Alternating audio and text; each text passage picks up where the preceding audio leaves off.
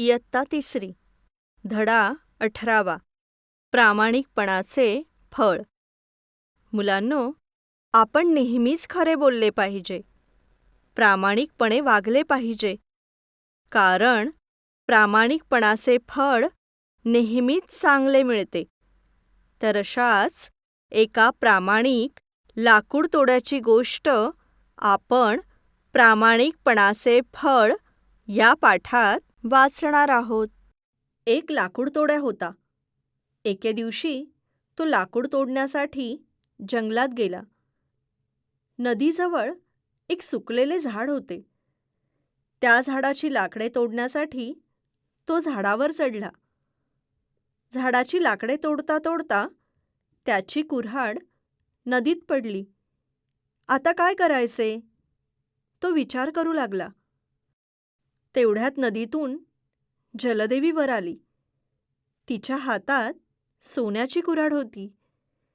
तिने ती कुऱ्हाड लाकूड तोड्याला देत म्हटले, "ही घे तुझी कुऱ्हाड."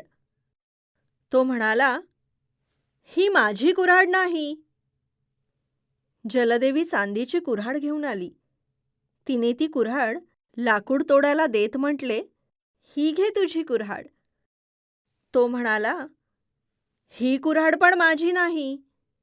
शेवटी जलदेवी पुन्हा नदीतून वर आली. तिच्या हातात सोन्याची, चांदीची व लोखंडाची अशा 3 कुऱ्हाडी होत्या.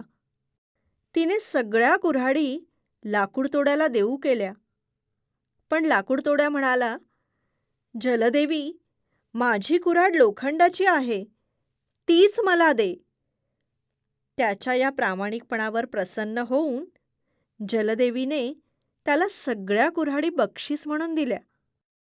ऐका व म्हणा, लाकूडतोड्या, जलदेवी, चांदी, कुऱ्हाड, लोखंड, सोने, प्रसन्न.